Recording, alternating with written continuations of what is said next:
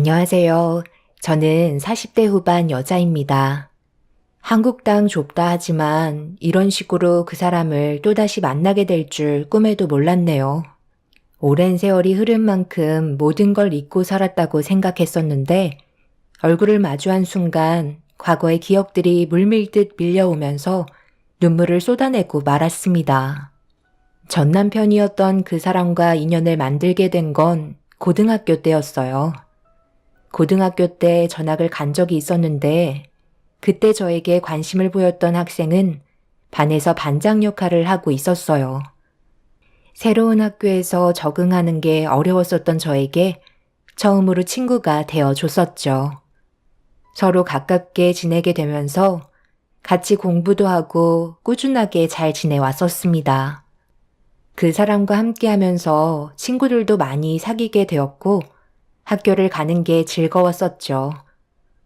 전학을 오기 전에는 부모 없는 자식이라고 따돌림을 심하게 받은 터라 할머니와 단둘이 살던 저는 결국 전학을 선택을 할 수밖에 없었지만 좋은 결정이었던 것 같아 할머니께서도 마음 놓고 시장에서 장사를 하실 수 있었어요.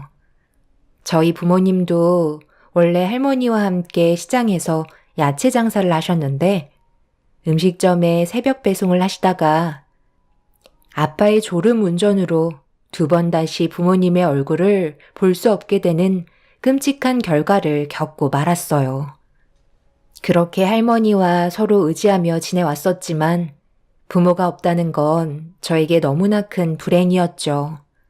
그런데 학교 문제로 전학을 가고 새롭게 인연을 만들게 된 학교에서 저와 인연을 만들게 된 그 친구는 힘들었던 제 삶에 많은 비중을 차지할 정도로 특별하게 다가왔었어요. 그 친구는 놀랍게도 할머니와 단둘이 살고 있는 저와 반대로 어머님과 단둘이 살고 있는 비슷한 상황을 겪고 있더군요. 그래서 대화도 잘 통했고 저희는 서로 많은 부분에서 의지하며 함께 많은 시간을 보내게 되었어요. 저희 집도 가난했지만 그 친구 집안도 넉넉한 형편은 아니었어요. 어머님이 식당 일을 하면서 뒤에서 학업에 집중할 수 있게 많은 걸 도와주고 계셨죠. 통하는 부분이 많다 보니 함께하는 시간이 많아졌고 얼떨결에 친구의 어머님께 인사를 드리게 되는 일이 생기게 되었네요. 제 얼굴을 보고 싶다며 저녁 먹고 가라고 초대를 하셔서 인사를 드리러 갈 수밖에 없었어요. 저를 꽤 관심 있게 보고 계셨는지 궁금한 점들을 이것저것 질문하셨고 앞으로 둘이서 서로 의지하며 잘 지내길 바라셨습니다. 어머님께서 식당 일 때문에 잘 챙겨주지 못하는 걸 제가 대신 곁에서 신경 써주길 바라셨어요. 서로가 나이는 어렸지만 그래도 좋은 감정을 가지고 있었기 때문에 어머님께서 걱정하고 계시는 것들을 제가 옆에서 신경 써주며 잘 지내왔었죠. 그 친구는 자신의 꿈이 의사가 되는 거라며 꼭 성공해서 가난한 삶에서 빠져나오고 싶어 했어요. 저도 같은 길을 가기 위해 저희는 정말 많은 노력을 해왔고 고등학교 2학년이 되었을 때도 같은 반이 되면서 저희 사이는 더욱더 끈끈해졌어요. 누가 봐도 사귀고 있다는 걸 알 수 있을 만큼 좋은 관계를 계속해서 유지해 왔었죠. 그런데 잘 지내오던 어느 날 늦게까지 공부를 하고 집에 도착했는데 옆집에 살던 아줌마가 왜 이제 왔냐며 저에게 눈물을 흘리셨고 할머니께서 갑자기 쓰러지시면서 머리를 다치신 것 같다며 정신을 회복하지 못하고 계시다는 충격적인 상황을 알려주셨네요. 전혀 예상하지 못한 일이 벌어지는 바람에 급하게 병원으로 달려갔지만 제 눈앞에는 이미 말도 안 되는 광경이 펼쳐지고 말았습니다. 할머니께선 병원으로 실려오시던 도중 뇌출혈로 세상을 떠나게 되셨고 믿을 수 없는 현실을 받아들이기가 너무 힘이 들었습니다. 그리고 이 소식을 접하게 된 그 친구와 어머님이 저를 위로해 주시면서 장례를 도와주셨어요. 언제나 제 곁에 있을 것만 같았던 할머니께서 저에게 한마디 말도 없이 세상을 떠나시는 바람에 그 충격은 너무나도 크게 다가왔었어요. 정신적으로 기댈 수 있는 마지막 한 사람을 떠나보내니 앞으로 어떻게 살아야 할지 걱정이 앞섰고 괴로움의 눈물을 하염없이 흘리며 할머니를 보내드리게 되었습니다.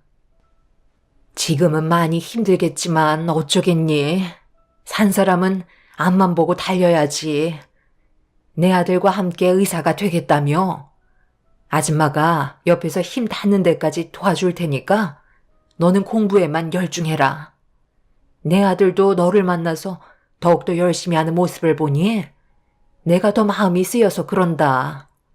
둘이 함께하면 앞으로 더 험한 일이 찾아와도 분명 길은 열릴 거다. 지금 당장 힘들더라도 미래를 위해서 더 열심히 달려야지. 앞으로 아줌마가 할머니 대신 엄마 역할을 해줄 테니 우리를 가족으로 받아들이고 남은 인생 함께 하자꾸나. 사람 인생 안 좋은 일들만 생기겠니?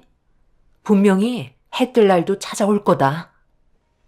어머님은 저를 딸처럼 생각해 주셨고 홀로 남겨진 저를 걷어 주셨어요. 제가 옆에서 그 사람과 함께 해주길 바라셨습니다. 그만큼 저희 둘이 서로 정신적으로 의지하는 부분이 많다는 걸 어머님께서도 알고 계셨는지 제가 무너지면 아들도 무너지게 될 거라며 안 좋은 상황이 오기 전에 저를 받아들여 주셨어요. 어머님의 고운 마음이 저를 감동시켰고 장례식이 끝난 이후 어머님의 도움을 받아 모든 걸 정리하고 어머님 댁에서 함께 살게 되었어요. 처음에는 어색한 부분들이 많았지만 시간이 지나면서 서로의 관계는 더욱더 끈끈해졌어요. 그리고 그 사람과도 예전보다 더 가까워지게 되었죠. 어머님은 저희가 의사가 되면 둘이 결혼까지 생각하고 계셨고 그 사람도 저와 평생 함께하고 싶다며 친구 관계 이상을 바라보고 있었습니다. 어머님은 저에게 아무것도 바라지 않으셨어요. 오로지 그 사람 옆에서 함께 공부해 주길 원했었죠. 그렇게 2학년에서 3학년으로 접어들면서 얼마 남지 않은 시간 최선을 다해 노력하고 있었는데 또 한 번 안 좋은 일이 터지고 말았습니다. 어머님이 식당 일을 하시다가 허리를 다치셔서 누워서 생활하게 되는 불행이 찾아오는 안 좋은 상황을 겪게 되었어요. 도움을 받을 수 있는 곳도 마땅치 않은 상태라 앞으로 어떻게 살아가야 할지 고민이 많았어요. 시간이 지날수록 지속적인 지출들이 계속해서 부담을 안겨주고 있었죠. 어머님이 쓰러지면서부터 생활이 안 되니 할머니와 함께 살았던 집을 처분한 돈으로 생활비를 충당하게 되었고 얼마 되지 않는 돈이라 얼마 버티지 못하고 금방 바닥을 보이고 말았어요. 어머님의 몸이 언제 회복이 될지 몰라 많이 답답한 상태였는데 누워 계신 상태로 저를 부르셨어요. 수영아, 아줌마가 상황을 이렇게 만들어서 정말 미안하다. 내가 부탁이 하나 있는데 들어줄 수 있겠니? 너도 지금 현재 우리 집안에 위기가 찾아왔다는 걸 잘 알고 있을 거다. 아줌마는 허리를 심하게 다쳐서 일을 할 수가 없기 때문에 더 이상 내 아들과 너를 부양할 수 있는 능력이 없어. 그래서 아줌마도 정말 많은 고민을 했었는데 도저히 이 방법 말고는 지금 우리 집안의 위기를 해결할 수 있는 방법이 없을 것 같구나. 수영아, 정말 너한테 어려운 부탁이겠지만 어차피 너희들이 성인이 되면 결혼할 생각 가지고 있었잖아? 자리가 잡힌 뒤에 결혼하는 게 당연하겠지만 지금은 어쩔 수 없는 상황이니 성인이 되자마자 일단 혼인신고부터 해라.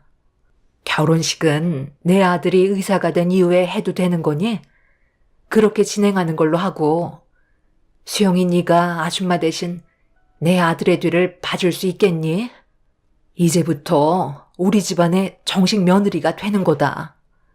너희들은 가벼운 사이도 아니고 서로 그동안 정말 잘 지내왔었잖아. 이대로 가다간 우리 모두 길바닥에 주저앉게 될 게 뻔하고 내 아들은 결국 의사의 길을 걷게 되지 못할 거야. 수영이 너도 안 좋은 상황으로 흘러가게 만들고 싶지 않잖아? 분명 고생한 만큼 그 보상은 충분히 주어질 거라 생각한다. 그건 이 아줌마가 장담할게. 내 아들이 지금까지 의사가 되려고 쉬지 않고 앞만 보며 달려온 거 너도 옆에서 봤기 때문에 너무 잘할 거 아니야. 그러니까 내가 이렇게 부탁하는 거야. 우리 집안의 며느리가 되어주고 내 아들이 의사가 될 수 있게 수영이 네가 제발 도와주렴. 아줌마가 이렇게 부탁할게. 식당에서도 우리 집안 사정 전부 다 알고 있기 때문에 수영이 네가 바로 일을 할 수 있게 만들어준다고 했었어. 힘들겠지만 우리가 살 수 있는 방법은 이것 말고는 없다. 그렇게 해줄 수 있지? 나도 그렇지만 내 아들도 지금 너의 도움이 간절하다. 그날은 아줌마에서 시어머니가 되는 날이었어요. 시모의 말을 거절할 수 없었고 제가 사랑하는 그 사람이 의사가 될 수 있게 제가 도와줘야만 했습니다. 할머니가 세상 떠나시고 시모가 옆에서 저를 딸처럼 대해주신 건 진심이었기 때문에 시모가 건강상 문제가 생겼다고 해서 바로 등을 돌릴 정도로 저는 독하지 못했었어요. 시모의 말대로 그 사람과 결혼은 나중에 하더라도 법적으로 서로 부부가 되면 아무 문제 없다고 생각했었고 저 또한 그 사람을 많이 의지하고 있었기 때문에 꼭 의사로 만들어주고 싶었습니다. 결국 제 몸 하나 희생해서 집안을 일으켜 세우기 위해 다니던 고등학교를 나와야만 했어요. 그리고 새벽부터 저녁 늦게까지 식당에서 일을 하며 저희 세 가족이 먹고 살 정도로 생계 유지를 할 수 있었죠. 그 사람도 저에게 미안해하면서 꼭 성공해서 모든 걸 보상해 주겠다며 잠잘 시간 쪼개가면서 제 희생이 헛되지 않게 많은 노력을 했어요. 그렇게 저와 그 사람은 앞만 보고 달려간 결과 명문대 진학을 하게 되었고 저희는 성인이 되면서 정식 부부로 삶을 꾸려나가게 되었어요. 대학생이었던 남편의 뒤를 부족함 없이 지원해주기 위해 집에 돌아와서는 얼마 되지 않는 부업 일까지 하면서 한 푼이라도 더 벌어 남편의 뒤를 지원해 주었습니다. 시모는 그런 저를 옆에서 바라보며 항상 고맙다고 미안해 하셨어요. 가족이라고 생각했었기 때문에 움직일 수 있었고 모든 걸 희생하며 살아갈 수 있었습니다. 그리고 틈날 때마다 고등학교를 졸업하지 못했던 저는 검정고시를 보기 위해 따로 공부를 해왔었어요. 그래도 졸업장은 있어야 할 것 같아 틈나는 대로 공부를 손에 놓지 않았습니다. 그렇게 각자 주어진 환경에서 최선을 다하며 살아온 결과 남편은 의사가 될 수 있었고 저는 검정고시로 고등학교 졸업장을 취득할 수 있었네요. 남편은 제 손을 잡아주면서 그동안의 고생과 희생에 대해 고마워하며 앞으로 좋은 일만 생길 거라고 저를 안아주었습니다. 그렇게 오랜 시간 다녔던 식당 일을 그만두게 되면서 남편이 벌어오는 돈으로 저희 가족은 힘들었던 시간의 보상을 받을 수 있었죠. 하지만 의사가 된 남편은 생각했던 것보다 너무 바쁜 날들을 보내왔어요.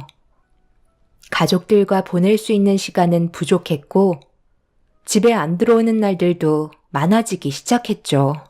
하지만 사회생활이라는 게 쉽지 않기 때문에 모든 걸 이해하며 살아왔었습니다. 그런데 세월이 흐를수록 남편도 그렇고 시모가 저를 대하는 행동들이 조금씩 당황스럽게 만들 정도로 안 좋은 모습을 보여주었어요. 언제까지 놀고 먹을 거니? 의사 아내가 됐으면 당연히 그에 걸맞는 모습을 보여줘야 하는데 뭐라도 해야 되지 않겠어? 보니까 내 아들이 꽤 많은 모임을 가는 것 같던데 분명 부부 동반 모임도 있을 테고 앞으로 더 좋은 길이 열릴지도 모를 기회가 찾아올 수도 있는 건데 내 아들 뒷배경이 안 좋으면 되겠어? 그 자리에 멈춰서서 더 이상의 발전도 없이 더 큰 물에서 놀 수 있는 기회를 놓친다면 그건 잘못된 거잖아. 너는 다음 계획이 뭐니?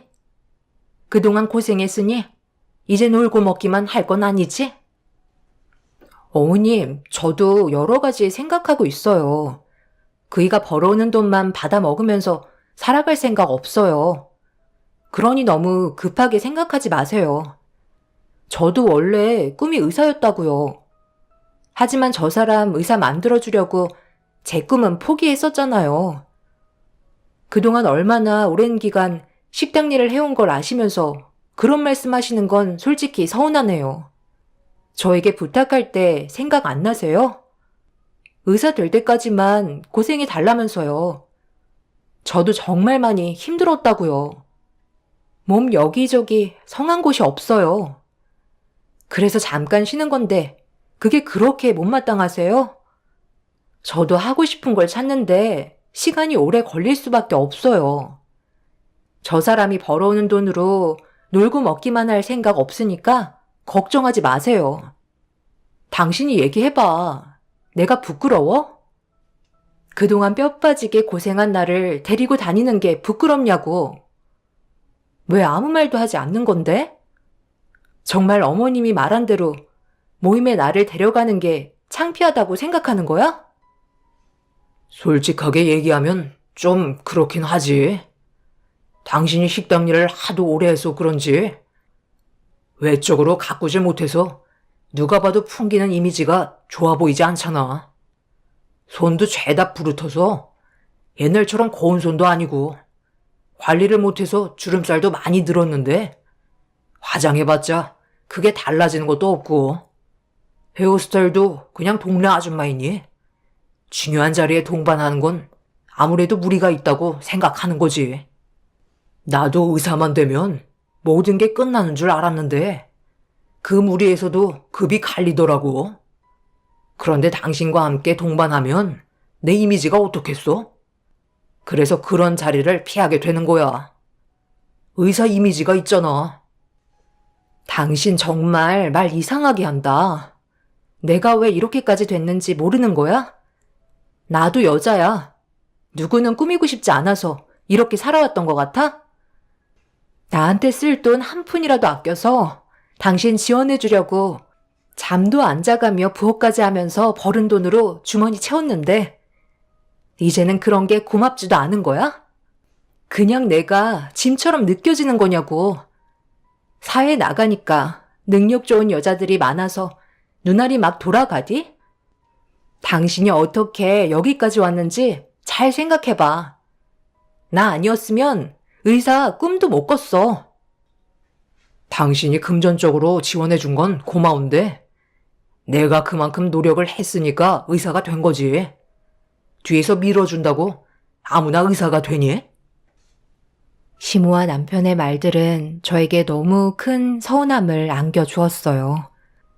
제가 희생하며 힘들어할 때는 항상 입이 닳도록 고마워하던 사람들이 목적을 달성하고 나니 더 이상 제가 필요 없다는 듯 거침없이 행동하려는 것 같았습니다. 과거에는 제가 없으면 안 되는 상황이었기 때문에 어떻게 해서든 붙잡으려 했었는데 성공하고 나니 변하기 시작하던 시무와 남편은 저에게 지속적인 상처를 주었고 남편은 결국 절대 꺼내지 말아야 될 말을 입 밖으로 꺼내게 되었네요. 남편은 의사인 자기는 저와 맞지 않는 것 같다며 그동안 고생한 만큼 그에 따른 보상을 해주겠다며 각자의 인생을 살길 원한다는 충격적인 말을 아무렇지도 않게 뱉어댔어요. 이제는 제가 짐처럼 느껴진다며 다른 기회를 잡고 싶다고 저를 놓아주겠다는 말을 꺼내게 되었죠. 제 인생을 갉아먹고 의사가 된 남편이 어떻게 그런 말을 할 수가 있는지 이해하기 힘들었고, 제가 꿈쩍도 하지 않으려 하자 남편은 상처되는 말을 제 마음에 거침없이 비수를 꽂았네요. 아무리 생각해봐도 이건 내가 손해보는 장사잖아. 앞으로 남은 인생 당신은 떵떵거리면서 벌어오는 돈으로 사치 부리며 살 텐데 내가 이러려고 의사 된 줄 알아? 더 높은 곳을 바라보려고 의사가 된 거라고. 이제 시작인데 당신 때문에 내 발목이 잡혀 있잖아. 그동안 나에게 쏟아부었던 세월만큼 금전적으로 서운하지 않게 보상해 줄 테니까 우리 이제 각자 갈 길 가는 게 좋겠어. 내가 저번에도 얘기했지? 당신은 의사인 남편을 두기에는 그릇이 너무 작다고. 나를 의사가 되게 만들어줄 밑거름밖에 안 되는 존재일 뿐이야. 그 이상은 될 수 없다고. 단물 다 빠졌는데 데리고 있어봤자 나만 손해잖아? 나는 앞으로 해야 될 일이 너무나도 많은데 당신이 내 아내라는 법적 서류 하나 때문에 내 인생에 걸림돌이 되고 있다고.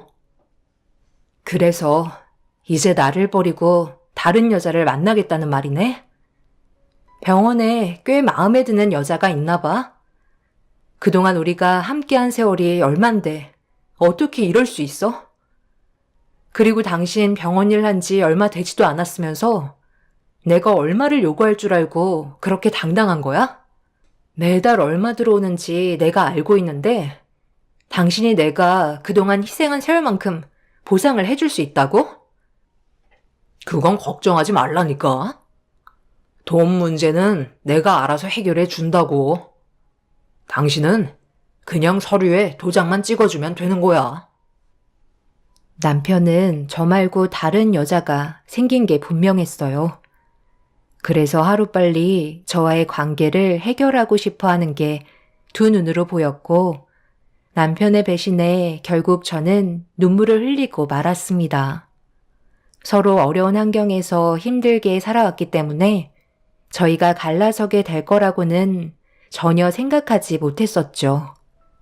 하지만 남편은 이미 저에게 마음이 떠난 상태였고, 더는 남은 인생을 함께하고 싶은 마음이 없어 보였습니다.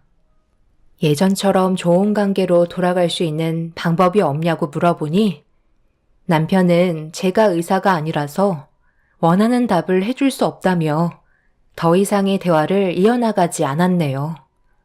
그날 이후 남편을 몇 번이고 설득시키려 했지만 결국 남편은 저에게 돌아오려 하지 않았어요. 그렇게 되니 시모와 단둘이 함께 있는 공간도 불편해서 일단 따로 나와 지내게 되었죠. 힘들게 살아왔는데 혼자가 되어버린 제 자신을 보게 되니 너무 불쌍하게만 느껴졌어요. 그저 사랑하는 사람과 행복하게 살고 싶었던 것 뿐인데 그것조차 저에게는 너무 큰 욕심이었는지 마음처럼 되지 않았습니다. 그렇게 시댁에서 나와서 지낸 지 며칠의 시간 동안 정말 많은 생각을 했었고 머릿속을 정리하면서 남편을 놓아줄 마음의 준비를 하게 되었어요. 오랜 시간 끌어봤자 좋아질 거 하나 없을 것 같아 어쩔 수 없이 결정을 해야만 했어요. 그래서 시댁을 다시 찾아갔는데 현관문을 여는 순간 충격적인 장면을 목격했고 너무 큰 배신감에 저는 이성을 잃고 말았네요. 어머님, 지금 제가 두 눈으로 보고 있는 지금의 상황을 설명해 주실 수 있으신 거죠? 한 걸음 떼는 것도 힘들어 하셨는데 어떻게 지금 집에서 음식 준비를 하고 계신 거죠? 오늘 누가 오나 봐요? 음식들도 신경을 많이 쓰셨네요. 그동안 저를 이용해 먹으려고 연기하신 거예요? 허리 다치신 것도 전부 다 거짓이었나요? 여태까지 제가 부축해주지 않으면 걷지도 못하셨는데 음식까지 만드실 수 있으셨어요? 그동안 연기하시느라 정말 고생 많으셨겠네요. 그래, 내가 좀 속였었다. 네가 내 아들 좋다고 따라다녀 놓고 왜 나한테 뭐라고 그러는 거야? 그 대신 너도 우리 집에서 편하게 지냈었잖아. 그거면 된 거 아니야? 나 지금 많이 바쁘니까 나중에 다시 얘기하도록 하자. 오늘 얼마나 중요한 날인 줄 아니?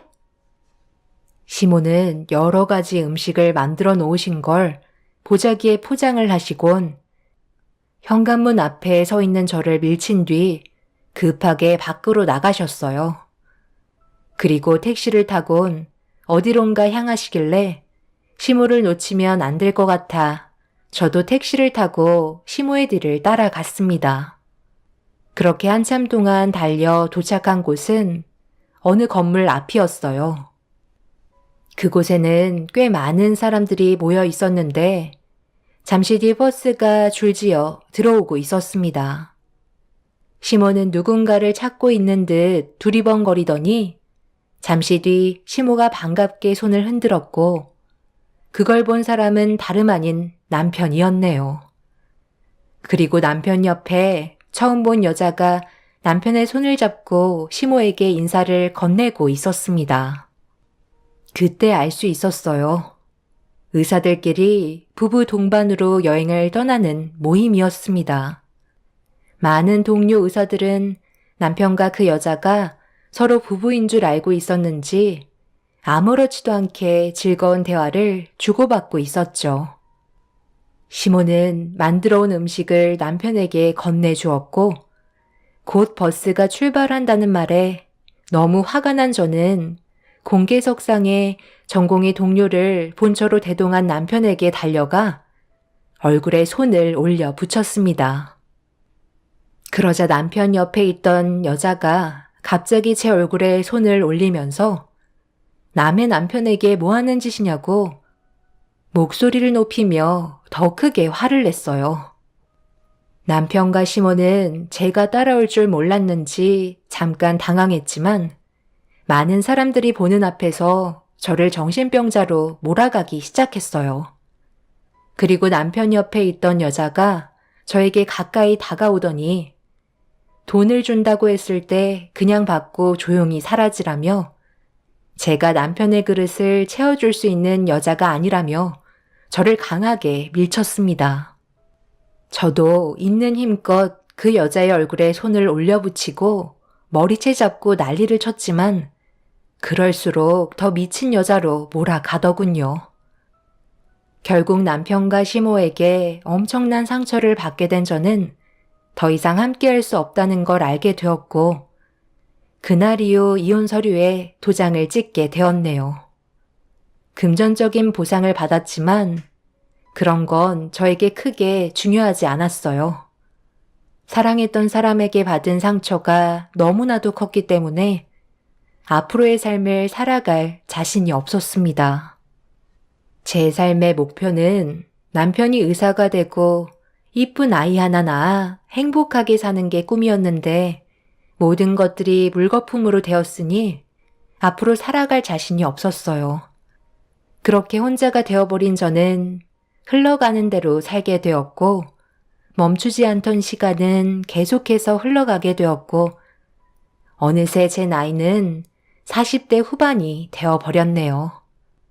세월이 흐른 만큼 제 삶도 많이 바뀌게 되었어요. 포기할 뻔한 인생에 좋은 사람을 만나 아이도 가지게 되었고 안정적인 가정을 꾸려가며 소박한 인생을 만들어가고 있었죠.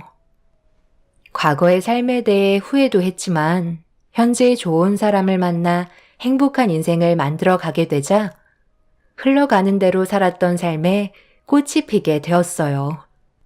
그런데 한국 땅이 정말 좁긴 한지 뜻하지 않은 장소에서 제 눈앞에 전 남편과 시모를 마주하게 되었고 저를 마주한 두 사람은 많이 놀란 듯 사색이 된 얼굴로 저를 바라보고 있었습니다.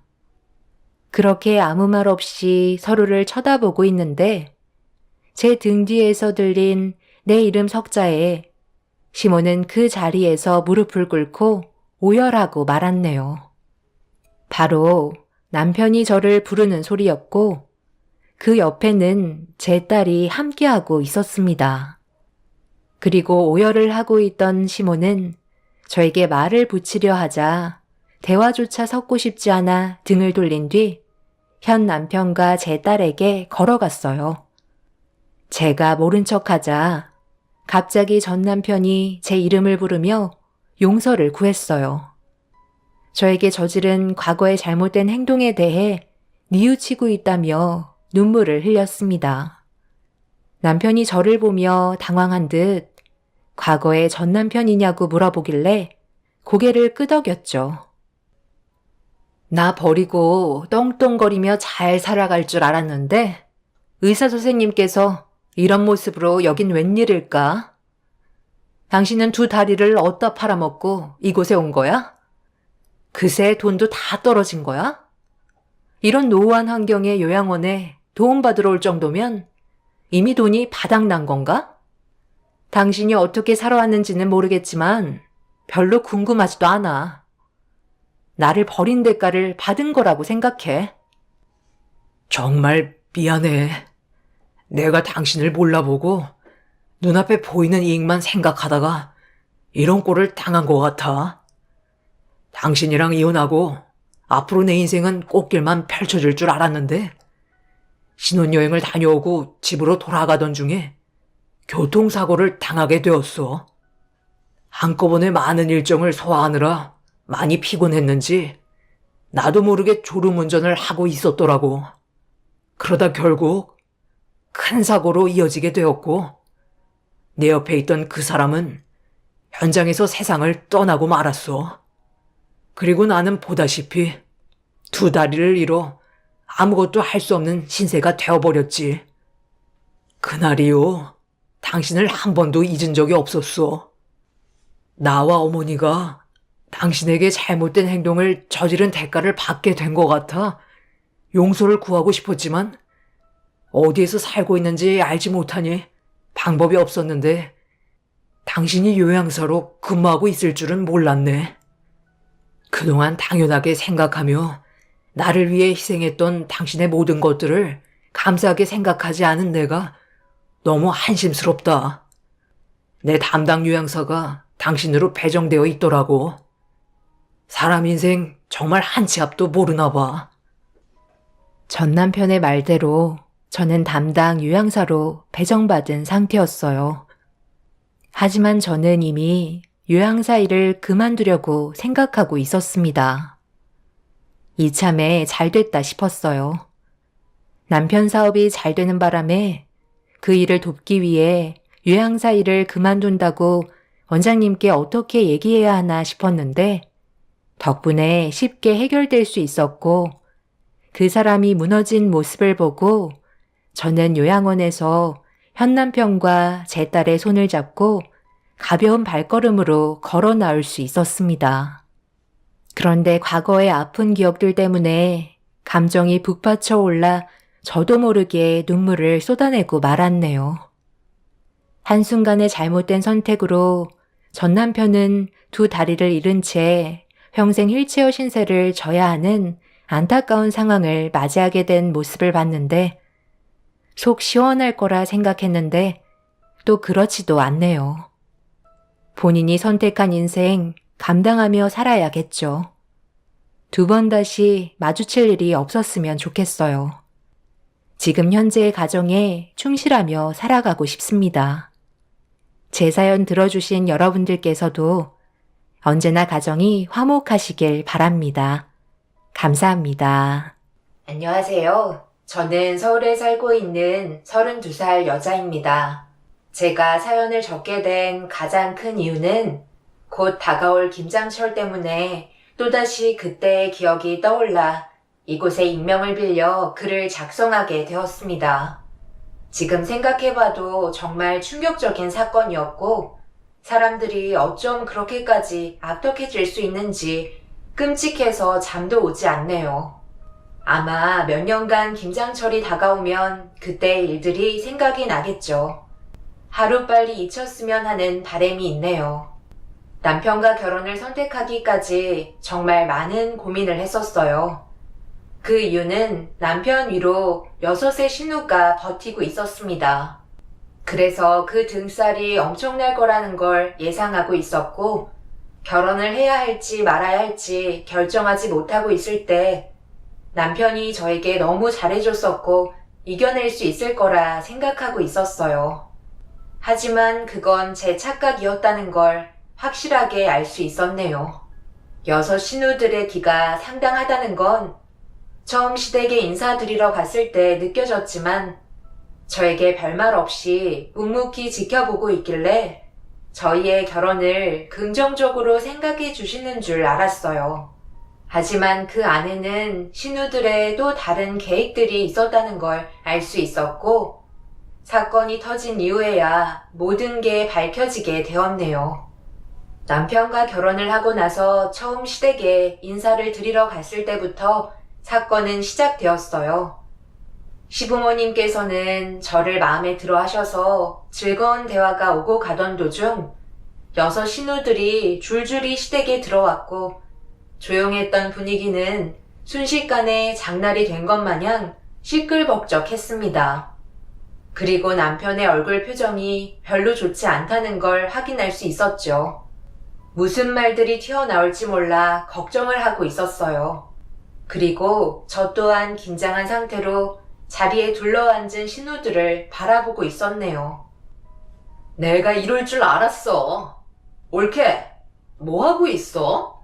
우리가 왔으면 과일이라도 내와야 되는 거 아니야? 같이 앉아 있을 거야? 처음이라 몰라서 그러는 걸 어쩌겠어? 아직 환경에 적응하려면 이것저것 경험을 많이 해봐야 돼.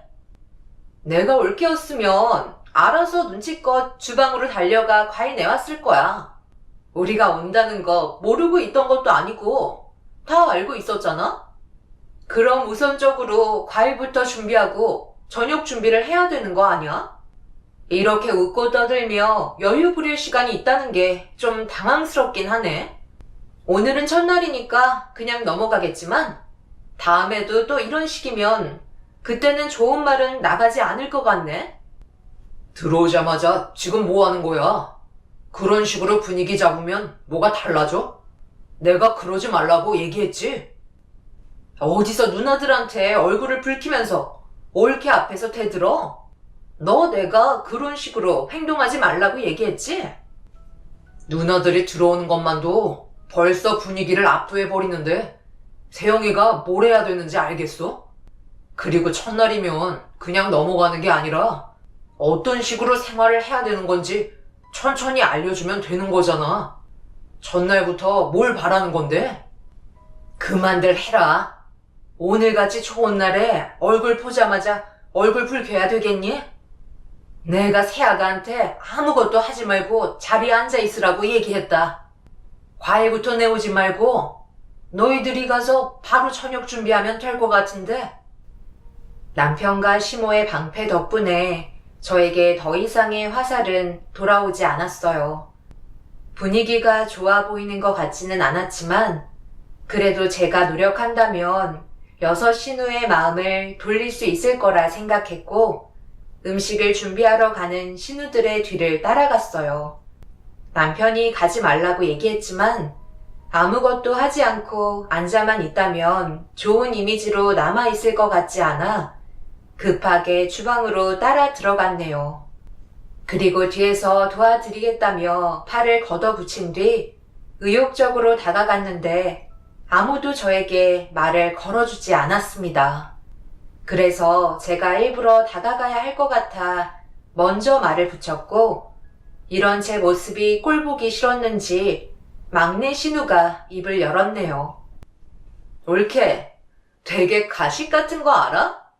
속으로는 우리 욕 엄청 하면서 겉으로는 아닌 척 순수한 척 다 하고 있잖아. 석훈이랑 우리 엄마가 옆에 붙어 있다고 개념 없는 행동들 하면 그냥 넘어가지 않을 거야. 솔직히 올케 집안이랑 석훈이가 서로 어울린다고 생각해? 결혼하겠다고 하도 난리치는 바람에 어쩔 수 없이 허락해 준 거지. 우리가 이 결혼에 동의한 적은 단 한 번도 없어. 그래서 그동안 아무 말 하지 않고 있었던 거고 앞으로의 관계가 좋아질 수 있을 거라는 생각은 안 해줬으면 좋겠네? 여기서 얼쩡거리지 말고 자리에 가서 그냥 앉아 있어. 좁아 터진 주방에서 살 부대끼기도 싫으니까. 아, 왜 적극적으로 도와주겠다고 했는지 알겠네. 올케 어머님이 얼마 전까지 파출부 일을 하셨었다고 했지? 그럼 배운 게 있어서 집안일 하나는 기똥차게 잘하겠네. 앞으로 우리가 시키는 일 외에는 그냥 가만히 있어 줄래? 막내 신우는 저에게 상당한 불만이 많은 것 같아 보였어요. 제가 노력하려는 게 오히려 가식처럼 보인다고 저를 더 싫어하는 듯 보였습니다. 최대한 좋은 모습 많이 보여주려고 노력하려고 했던 게 가식이라는 말에 충격을 받았었죠. 저를 아예 무시하고 있는 여섯 신우들을 상대하기에는 무리가 있을 것 같았어요. 그리고 저희 엄마가 파출부 일을 했다고 무시하는 막내 신우의 말에 기분이 좋지 않았습니다. 좋은 의도로 접근했는데 왜 욕을 얻어먹어야 하는지 이유를 알지 못했었어요. 한 가족이 되려고 열심히 하려 했는데 신우들은 그런 저를 못마땅하게 생각하고 있었네요. 결국 신우들의 기에 눌려 그 자리에 우두커니 서 있다가 거실로 되돌아올 수밖에 없었고, 시모와 남편이 저를 보며 무슨 일 있었냐고 물어보는 말에 저도 모르게 눈시울이 붉어지길래 급하게 방향을 틀어 화장실로 들어갔습니다. 한참 동안 진정을 시킨 뒤 머릿속을 정리해야만 했어요. 남편과 결혼하기로 마음먹은 만큼 독하게 움직이기로 결정했고, 이런 식으로 무시당하는 건 아닌 것 같아 화장실에서 나온 저도 결국 반격을 시작하게 되었습니다. 그렇게 모두가 한자리에 모여 신우들이 준비한 저녁 식사 자리에 앉아 아무 말 없이 밥을 먹고 있는데 첫째 신우의 한마디에 식사 자리는 전쟁이 되었네요. 어디 가서 이런 대접 받아보겠어? 올케가 입맛에 맞을지 모르겠지만 맛있게 먹어줬으면 좋겠네. 신경 많이 써주셔서 정말 감사해요. 도와드리려 했는데 제가 하는 행동들이 전부 가식적으로 느껴지신다고 하셔서 도저히 같이 있을 수 없겠더라고요. 그런데 대접받으려고 온 건 맞는데 음식 가짓수가 생각보다 적은 것 같아서 좀 당황했어요. 아시겠지만 저희 엄마가 오랜 시간 파출부 일을 하셨잖아요. 그래서 음식 하나는 정말 잘하시거든요. 제가 같이 도와드렸으면 이것보다 더 다양한 요리로 대접해 드렸을 텐데 오늘은 저를 위한 날이라고 하셨으니 참견하지 않기로 했어요. 그런데 요리는 많이 안 해보셨는지 간이 제각각이에요. 어떤 건 짜고 어떤 건 무슨 맛인지 모를 정도로 음식에 간이 안 되어 있어요. 혹시 생식을 좋아하시는 건 아니시죠? 어머님, 다음에는 제가 아버님, 어머님만 따로 대접해 드릴게요. 신우들은 갑작스러운 제 행동에 많이 당황했는지 날카로운 눈빛으로 시선을 보내오고 있었어요. 시부모님과 남편은 당황했는지 어쩔 줄 몰라 했지만 이미 전쟁은 시작된 거였어요. 분명 그냥 넘어가지 않을 거라는 거 알고 있었지만 저도 참고만 있는 성격은 아니었기 때문에 무조건 당하고만 살고 싶지는 않았습니다. 그렇게 여섯 신우와의 신경전은 계속되었고 저에 대한 불만의 목소리가 점점 커지길래 시부모님의 불편한 표정을 확인한 저는 시부모님께 팔짱을 낀 뒤 자리에서 일어났어요. 식사를 하던 도중 갑작스런 돌발 행동에 당황했는지 여섯 신우는 저를 바라보고 있었습니다. 아버님, 어머님, 저 때문에 식사 자리가 많이 불편하시죠? 저도 한 식구로 적응하려면 시간이 많이 필요할 것 같아요. 그래서 저희 잠시 바람 좀 쐬고 올까요? 근처에 공원도 있던데 한 바퀴만 돌고 오면 좋을 것 같아요. 그렇게 해도 괜찮으시죠? 나는 괜찮은데 너희들은 어떻게 할 거냐? 지금 나갈 거야? 아니면 집에 있을래? 나도 답답했었는데 바람 좀 쐬야겠다. 오늘 제가 대접받는 날이라면서요. 그럼 뒷일도 부탁드려도 되는 거죠? 가식적인 모습 보여드리는 것보다 진실되고 꾸미지 않는 모습이 보기 좋다 하셨잖아요. 그럼 설거지까지 부탁드릴게요. 당신도 나랑 같이 나갔다 올 거지? 여섯 신우들은 아무 말도 하지 못하고 이런 제 모습을 멍하니 바라보더니 더 이상 참기 힘들었는지 저를 보며 한 소리 하려던 찰나 신우들의 시선을 무시한 채 시부모님 모시고 밖으로 나왔습니다. 부모님이 앞에 계시기 때문에 아무것도 하지 못한다는 걸 이용했고 역시나 불화를 키우고 싶지 않았는지 참고 있는 모습이 보였네요. 남편은 저와 여섯 신우의 신경전을 눈치챘는지 많이 불안해하면서 걱정하고 있길래 괜찮을 거라며 남편을 안심시켜 주었습니다. 시부모님께서도 여섯 신우의 성격을 전부 다 알고 계셔서 그런지 남편과 마찬가지로 걱정을 하시면서 제가 오히려 피해볼까봐 공원을 돌며 입을 여셨네요. 무슨 생각을 가지고 있는지 알지만 애들을 너무 자극하지 않았으면 좋겠다. 그러다 새아가한테 피해갈까봐 걱정이다. 당신 기분이 안 좋다는 거 나도 잘 알고 있지만 이런 식으로 화를 더 키우는 건 아무래도 문제가 될 것 같아. 남편과 시부모님께서 무엇을 걱정하고 계시는지 충분히 알고 있었지만 그렇다고 계속 끌려다니고 싶지는 않았어요. 그래서 제가 하고 싶은 말과 행동들을 당당하게 표현을 했던 거고 저에게 함부로 대한 만큼 똑같이 갚아줘야겠다 생각했었어요. 그렇게 한참 동안 공원에서 시부모님과 남편의 조언을 들어가며 대화를 주고받았고 앞으로의 계획에 대해 고민을 하고 있었습니다. 시부모님은 저를 좋아해 주셨지만 시댁 집안의 아들이 남편 혼자인데 거기에다가 막내라서 신우들의 손을 많이 탄 것 같았어요. 그러다 보니 남편이 결혼하겠다고 저를 데려왔을 때 능력적으로 부족한 부분들이 보여서 그런지 마음에 들어하지 않았었죠. 그래도 시부모님과 남편이 제 편이었기 때문에 결혼까지 할 수 있었지만 그런 불만들은 고스란히 제 몫이 되었네요. 공원을 돈 뒤에 시댁에 들어가니 신우들이 주방에 둘러앉아 무언가 진지하게 대화를 주고받고 있었고 저희가 들어오면서 신우들의 대화는 중단이 되었습니다. 제가 알면 안 되는 비밀 대화라도 했는지 저희를 보고 깜짝 놀라는 표정으로 바라보고 있었어요. 그리고 모두들 집으로 돌아가야 할 것 같다며 시부모님께 인사를 드린 뒤 신우들은 현관문 밖으로 나갔습니다. 그리곤 첫째 신우가 저에게 가까이 오더니 주방에 선물 하나 준비했다며 즐거운 시간 보내라고 미소를 띠며 집으로 돌아갔네요. 무슨 상황인지 확인해 보기 위해 주방에 들어선 순간 집안의 식기들이 전부 다 어질러져 있었어요. 그리고 음식물들이 하나도 빠짐없이 묻어 있어서 무조건 설거지를 해야 하는 상태였죠.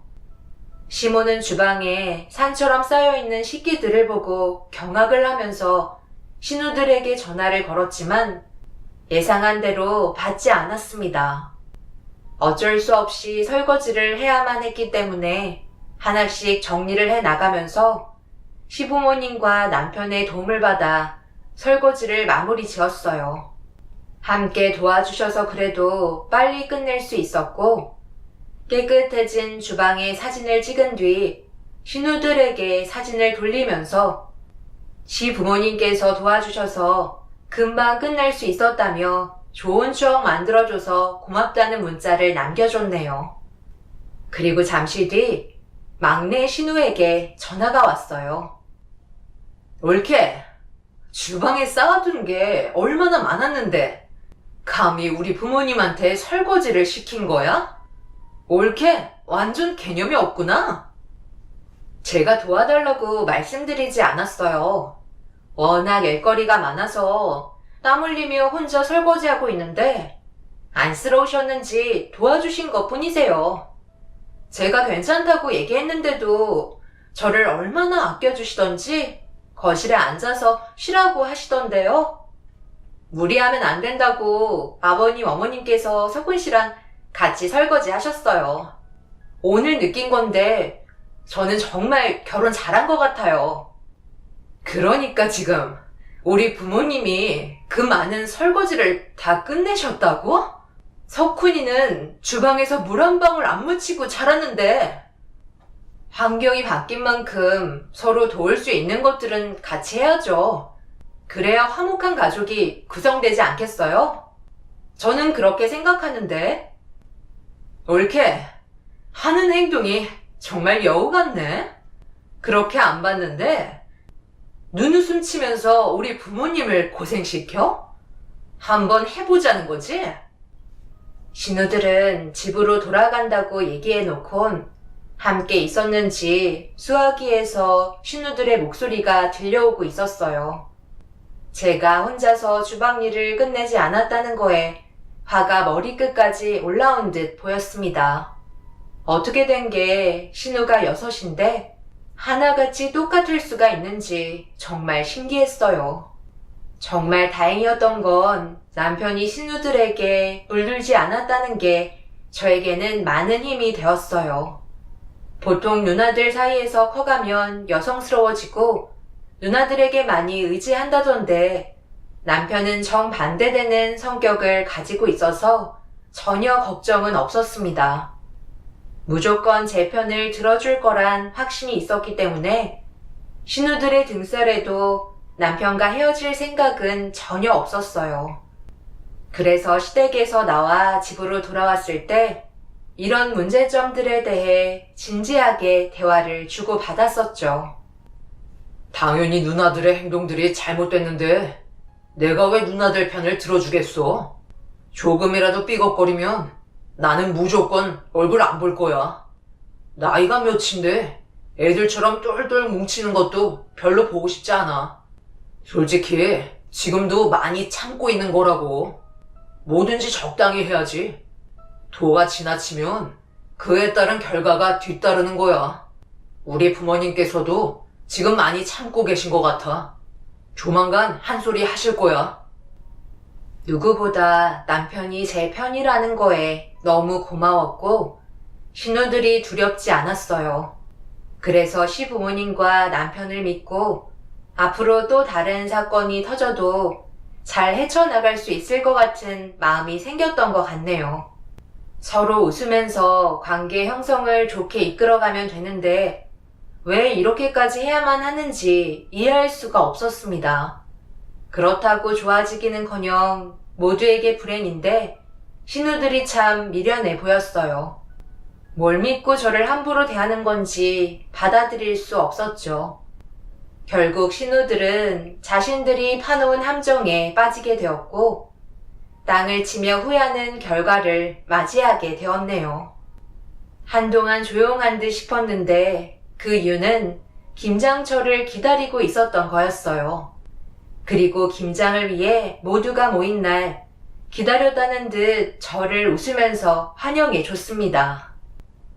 옳게 왔어? 오늘 김장한다고 일찍 왔네? 때마침 절임 배추도 도착을 했네. 작년에는 생각보다 모자랐었기 때문에 이번에 양을 좀 많이 늘렸거든? 속재료만 만들어서 버무리기만 하면 되니까 저녁 때까지 할 수 있지? 요즘은 세상이 좋아져서 절임 배추가 오니까 더 수월해졌잖아. 이번에는 빠져나갈 생각 말고 혼자서 한번 잘해봐. 파출부 딸이라 손맛 좋다며. 음식도 잘한다니 우리가 실력 한번 봐야 하지 않겠어? 그럼 저녁에 다시 올 테니까 무조건 다 끝내도록 해. 이 많은 걸 저 혼자 다 하라는 소린가요? 재료 다듬고 손질하는 것도 하루가 걸릴 것 같은데요. 이건 좀 심하지 않나요? 뭐가 심해?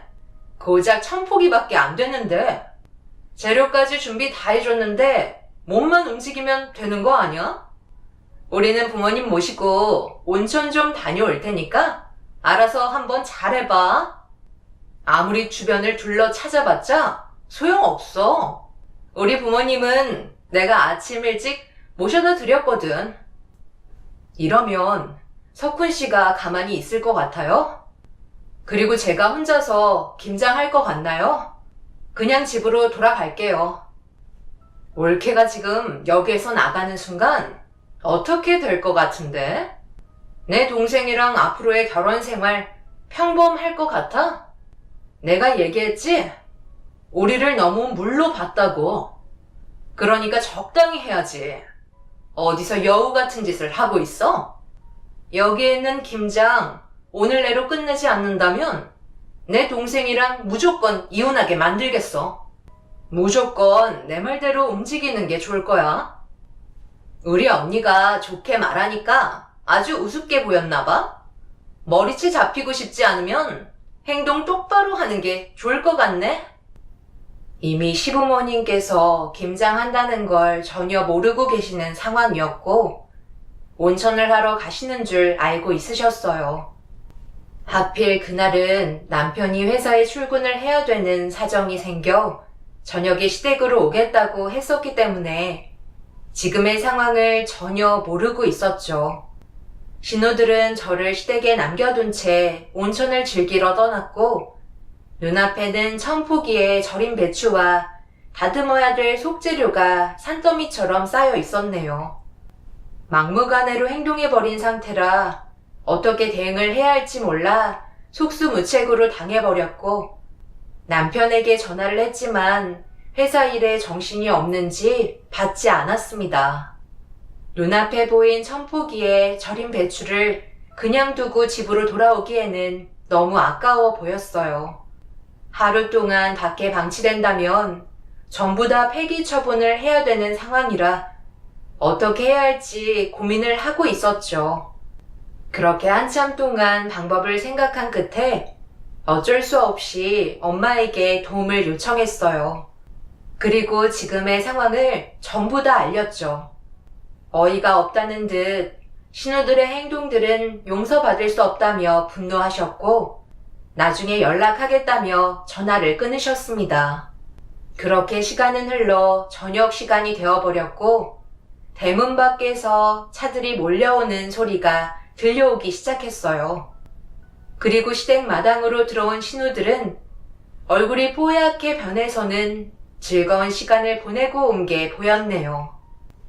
그런데 신우들 눈앞에 펼쳐진 광경에 얼굴들이 굳어버렸고 첫째 신우는 말을 더듬으면서 지금의 상황이 어떻게 된 거냐고 설명해 달라 하길래 마지막 명판을 찍은 뒤 차를 출발시켰습니다. 신우들은 뭐 하는 거냐고 소리를 질렀고 집안은 난리가 나고 말았네요. 뭐 하긴요. 보시다시피 김장했잖아요. 도와주셔서 정말 고생 많으셨습니다. 엄마 덕분에 오늘 다 끝낼 수 있었어요. 내가 파출부 인생이 몇 년인데 어려운 일일수록 서로 도와야지. 그래도 오늘 오래간만에 지인들끼리 모여서 김장 만드니까 옛날 생각나던데? 내년에도 이런 행사 있으면 불러줬으면 좋겠네. 불우이웃도 돕고 김장도 가져가니까 얼마나 좋아? 사부인 오셨어요? 정말 마음이 넓으세요. 덕분에 오늘 뜻깊은 하루가 되었네요. 이런 생각은 어떻게 하셨대요? 어머님, 오늘 김장한 거 1년치는 김치 냉장고에 전부 다 넣어놨어요. 그리고 저희가 먹을 거랑 엄마 지인분들 가져가셔서 드실 거 빼곤 전부 다 불우이웃 돕는 대로 전부 배달 보냈어요. 여기 배달 보낸 서류고요. 누가 보냈는지 확인이 필요하다고 해서 저희 회사에 있는 제 이름으로 된 명판을 찍는 게 회사 이미지에도 좋을 것 같아 특송으로 받았거든요. 그래서 여기에 명판을 찍었어요. 괜찮으시죠? 한 1000폭이 되는 것 같던데 어머님 1년에 식구들이 모이는 거 생각해서 100포기 정도 준비하신다면서요. 그런데 이번에는 50포기만 준비해 놨어요. 앞으로 저만 올 것 같아서요. 괜찮죠? 시모는 배달 서류에 저희 회사 명판으로 찍어보는 김장김치를 보곤 얼떨떨해하는 표정으로 저를 바라보고 계셨어요. 어떤 상황인지 전혀 알지 못하고 계셔서 아침에 있었던 일에 대해 전부 다 설명을 해드렸습니다. 엄마한테 도움을 요청하니 때마침 예전에 함께 파출부 일을 하셨던 지인분들과 만남을 가지고 계신 중이셨는데 제 사정을 들으시곤 모두들 도와주시러 오셨어요. 그리고 저는 고생하지 않고 온천을 즐기고 온 신우들에게 김치 한 포기도 줄 수 없어서 필요한 양만큼만 나눠드린 뒤 나머지는 전부 다 불우이웃 돕는 곳에 저희 회사가 배달했다는 명판을 찍어 배달을 보냈습니다. 그리곤 신우들이 때마침 들어온 거였죠. 마당에는 이미 김장김치는 한 포기도 없었고 아직 치우지 못한 음식물 쓰레기들만 쌓여 있었습니다. 시모는 이런 상황들을 전부 다 듣곤 결국 분노하셨고 저에게 정말 잘했다며 신우들한테 화를 내기 시작하셨어요. 남편은 회사에서 퇴근하고 시댁에 도착함과 동시에 제가 시모에게 그날 하루 있었던 모든 일들에 대해 설명했던 걸 전부 듣곤 신우들을 향해 난리를 치고 말았네요. 시모는 엄마한테 정말 죄송하다며 대신 사과를 하신 뒤 나중에 따로 약속 잡아 모시겠다며 신우들 대신 고개를 숙였습니다. 그 모습을 본 신우들은 왜 사과를 하냐며 불만을 가지자 시부가 언성을 높이면서 마당에 펼쳐져 있는 음식물 쓰레기들을 전부 다 치우라고 화를 내셨네요. 결국 신우들은 찍소리 하나 못하고 마당에 김장하고 널브러져 있는 음식물 쓰레기들을 전부 다 치웠고 김장김치는 한 포기도 가져가지 못했습니다. 그리고 그날 이후 신우들의 행동들이 괘씸하다며 시모가 연락할 때까지 절대 찾아오지 말라고 못을 박으셨어요. 남편도 신우들의 행동들에 충격을 받곤 두 번 다시 얼굴 안 보겠다며 동네가 떠나갈 정도로 난리를 쳤네요. 결국 김장 한 포기 가져가지 못하고 신우들은 음식물 쓰레기만 나눠서 차에 싣고 집으로 돌아갔습니다. 그날 이후 신우들은 시댁에 발도 못 붙이고 있네요. 벌써 1년이 지나고 다음 달이면 또 다시 김장철이 다가오니 작년에 있었던 일들이 머릿속에 생생하게 떠오르면서 그때 받았던 스트레스가 올라와 신우들과 얼굴을 대면할까봐 걱정입니다. 분명 언젠가 시댁으로 돌아올 텐데 아마 또 다른 준비를 하고 있어야겠죠. 하지만 저는 절대 신우들에게 끌려다니지 않을 거예요. 그래야 제가 살아갈 수 있을 것 같네요. 제 사연 들어주신 분들, 앞으로 결혼 생활하면서 어떤 식으로 행동을 해야 될지 계획을 잡아주시면 정말 감사하겠습니다. 지금의 삶이 행복하지만 신우들이 또다시 몰려 들어오면 그땐 답이 없을 것 같네요. 오늘 하루도 여러분들의 삶에 행복만 가득하시길 기원 드리겠습니다. 감사합니다.